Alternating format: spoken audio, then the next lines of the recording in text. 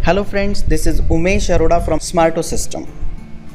दोस्तों, आज हम बात करेंगे उन सभी कार्यों की जो हम अपनी दैनिक दिनचर्या में करते हैं।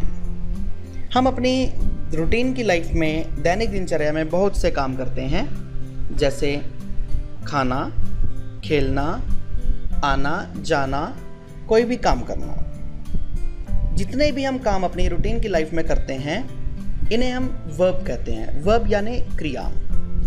जिस शब्द से किसी काम का करना या होना पाया जाए उसे हम क्रिया कहते हैं। The word by which we can come to know about the occurrence of any work is known as verb.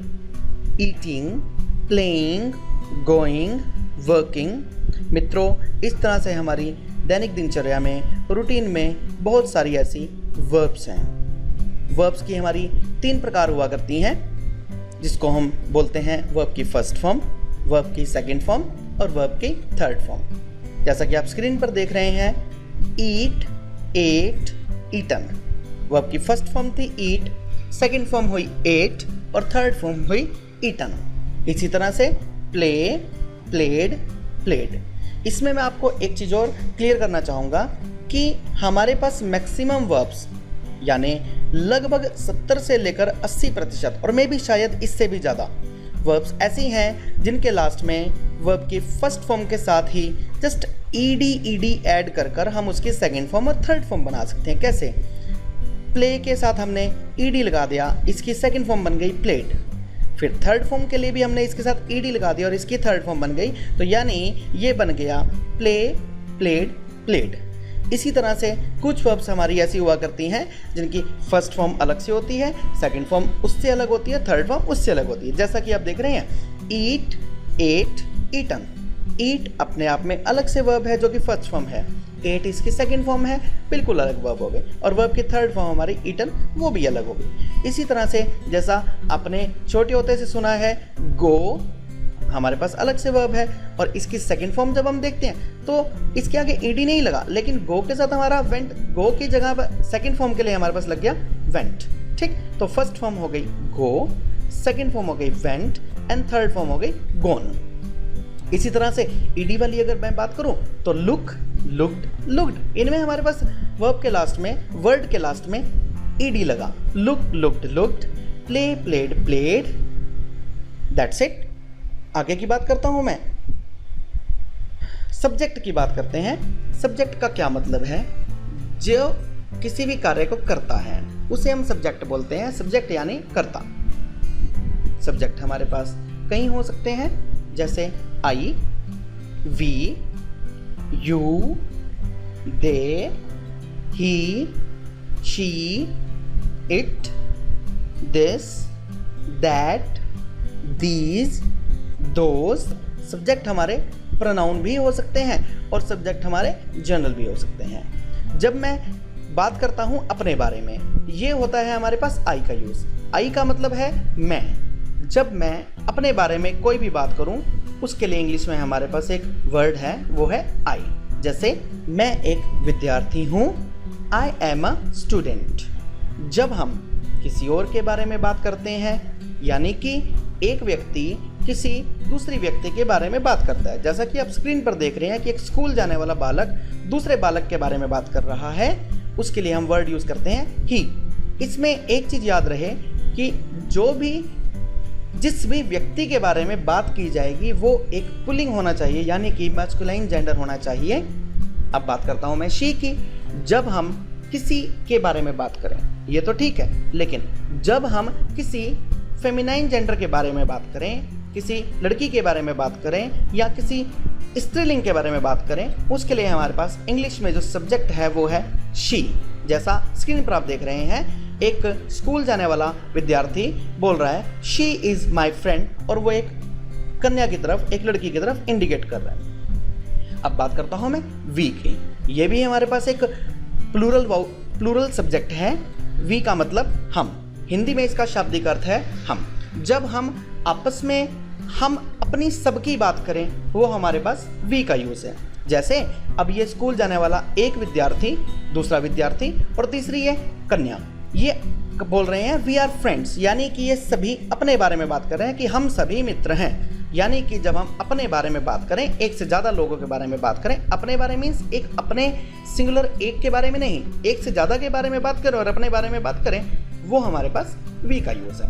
अब मैं बात करता हूँ यू की। जब हम सामने वाले की बात करते हैं जिससे बातचीत हो रही है, यानी कि सामने वाले के बारे में जो भी बात करें उसके लिए हमारे पास लगते हैं यू। जैसे हम सामने वाले से पूछते हैं कि क्या आप एक विद्यार्थी हो, आर यू अ स्टूडेंट। दे, जब हम बहुत सारे लोगों के बारे में बात करते हैं कि एक व्यक्ति खड़ा होकर बहुत सारे लोगों के बारे में बात करता है या एक व्यक्ति बहुत सारे लोगों के बारे में बात करता है, तो उसके लिए हम वर्ड यूज करते हैं दे। दे का हिंदी में शाब्दिक अर्थ है वे। दे आर माई फ्रेंड्स, वे मेरे मित्र हैं। और दे आर माई फ्रेंड्स।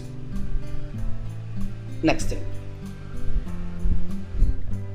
अब हम निर्जीव वस्तु की बात करते हैं। जब हम नजदीक पड़ी हुई किसी एक वस्तु की बात करें, this refers to a thing that is near to you. जब हम नजदीक पड़ी किसी एक वस्तु की बात करें उसके लिए हम दिस का प्रयोग करते हैं। जैसे दिस इज अ बॉल। जब हम नजदीक पड़ी बहुत ज़्यादा वस्तुओं की बात करें, यानी कि एक से ज़्यादा वस्तुओं की बात करें, तो उसके लिए हमारे पास इंग्लिश में वर्ड है दीज। दिस का मतलब हुआ करता है यह और दीज का मतलब हुआ करता है ये। जब हम दूर पड़ी किसी वस्तु की बात करें, mostly that refers to a thing that is away from us. जो चीज़ हमसे दूर है लेकिन वो एक है, यानी कि जब हम दूर पड़ी हुई किसी एक वस्तु की बात करें तो उसके लिए हमारे पास यूज होगा दैट। दैट का हिंदी में अर्थ है वह। अब बात करता हूं मैं दूर पड़ी हुई या दूर की एक से ज़्यादा वस्तुओं के बारे में। जैसा कि आप स्क्रीन पर देख रहे हैं, विद्यार्थी बोलता है दोज आर बॉल्स, यानी कि जब एक से ज़्यादा बॉल्स हों या एक से ज़्यादा वस्तुएं हों तो उसके लिए हम दोज का प्रयोग करेंगे। और अब मैं बात करता हूं इट की। इट हमारे पास यूज हुआ करता है आमतौर पर नॉन लिविंग थिंग्स के लिए या फिर ऐसी वस्तुओं को जानने के लिए, ऐसी वस्तुओं के बारे में जानकारी जुटाने के लिए जिनके जेंडर की हमें जानकारी ना हो। जेंडर मीन्स कि वो वस्तु स्त्रीलिंग है, पुल्लिंग है या उभयलिंग है, यानी कि वो वस्तु मैस्कुलाइन जेंडर है या फेमिनाइन जेंडर है। ऐसा जैसा आप देख रहे हैं, इट इज़ माई टीवी। विद्यार्थी बोल रहे हैं इट इज़ माई टीवी। एक वस्तु की बात कर रहा है लेकिन टीवी के बारे में हम ये इस निष्कर्ष पर नहीं पहुंच सकते कि ये टीवी जो है वो मस्कुलाइन जेंडर है या फेमिनाइन है।